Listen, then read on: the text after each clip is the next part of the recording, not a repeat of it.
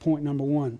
Streamline the executive management team. Right now, I'll give you an example. There are 5 people in leadership and learning who report directly to me. That's 5 different voices. That needs to be consolidated. And I will now have 6 direct reports instead of 12 who report directly to me and who all have a responsibility of kindergarten through 12th grade oversight. Third point, reduce middle management in the central office. Curriculum coordinators in the central office have already been told that they will be outsourced to schools. Back to the concept of having instructional expertise at the school level. We will reduce that number in the central office. This is not an attempt to riff or to cut positions. We do want to reallocate those resources so that they make the best use, though, and a lot of the people who are presently in the central office will be reassigned to other positions in the district. Change the culture of the central office. We're still too bureaucratic. We want to become much more service-oriented, much leaner in supporting and providing the framework to support the network leads, the lead principals that will be working in our schools and our system of schools. To become more highly correlated in the work that we do in the central office. There are 2 departments in the central office that will undergo the most change, and that's leadership and learning and human capital. They have to work together more effectively than we've done in the past, and I look forward to these changes so that we can do that. Let me mention the executive leadership team. The following will report directly to me. Chief Academic Officer, Jay Steele. Chief Human Capital Officer, Susan Thompson. Chief Operating Officer, Fred Carr. Chief Student Services Officer, Tony Majors. And Chief Financial Officer, Chris Henson. In addition, Meredith Libby will be Assistant to the Director for Communications and continue in her role. Let me ask these people to please stand. The 6 people.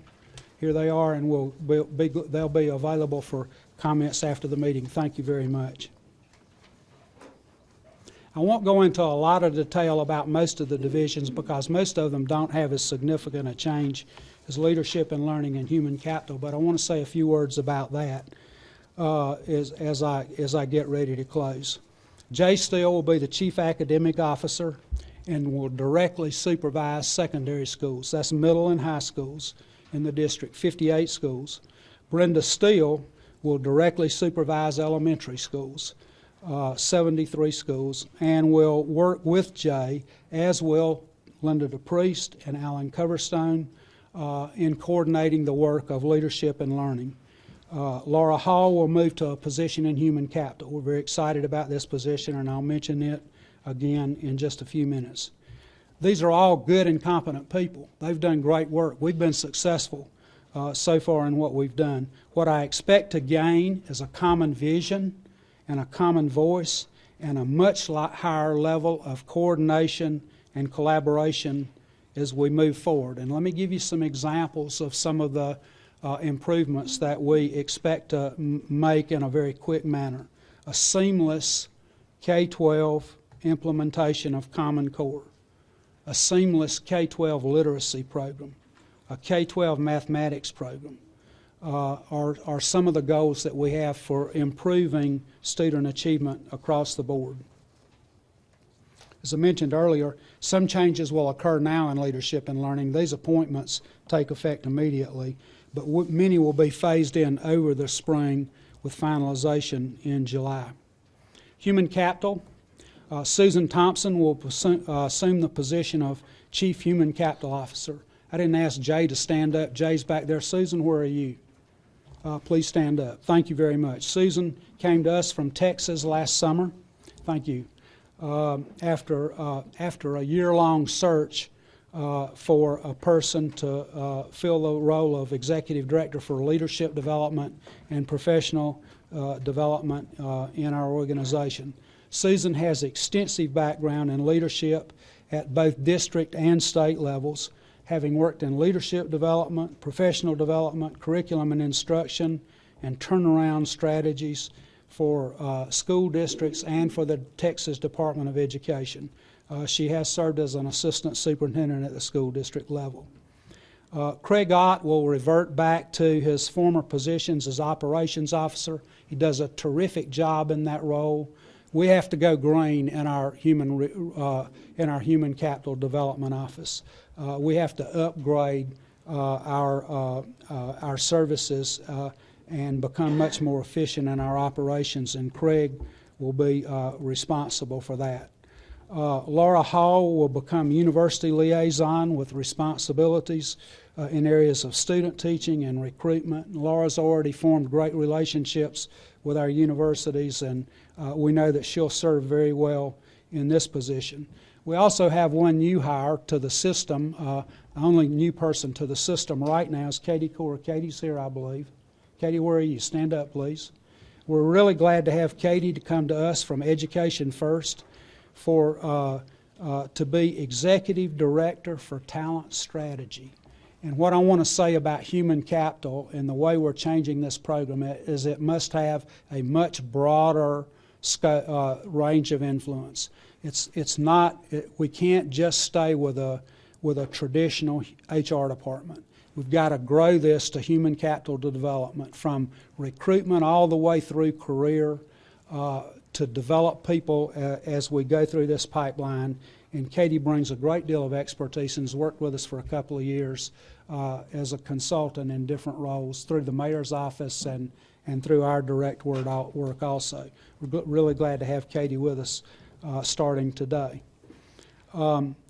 Tony, Chris, and Fred, our other chiefs, will maintain departments that look pretty much like they are. I'll point out a couple of things, but I want to highlight these three individuals because they've proven to be very successful and have risen to the top in the organization. I used to say this about Tony all the time, but I think there's some other people that have taken his place now. When I hired Tony out of Glencliff High School to come to the central office, it was tough because Tony Majors was then the best high school principal in Tennessee. But he had some skills that were evident at Glencliff High School: community engagement, family involvement, and he's brought those skills to the central office. And will continue to serve in that capacity. I'm very pleased with the way that division is developing now.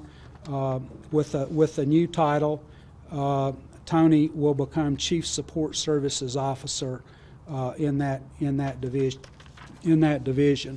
I also want to point out that Fred Carr will continue as Chief Operating Officer. Fred was Assistant Superintendent with me in Hamilton County a few years ago. Fred left and went to work for the state for a period of time and has come back on board here to be Chief Operating Officer for the district. I will point out one change in that structure, and that's that we're moving research and evaluation, and Dr. Paul Changus, from leadership and learning to report to Fred, and that's a consolidation of IT services. Laura Hanson's here, the data warehouse management, pulling together all of our information services. They work very well together already, but structurally that just makes good sense to do that. And then finally, Chris Henson, who is the best CFO in Tennessee and probably in the Southeast, and highly respected amongst his colleagues in local and state government. And Chris, we're very glad to have Chris continue in that job. So this pretty much gives you a quick view of where we are. We feel very good about the changes that are being proposed. We feel good about where we are, but we're ready to take it to the next level. And that level is all good schools, and a very high percentage of our children performing at or above proficiency level. It's time to pick up speed, and I think we can do this with these changes.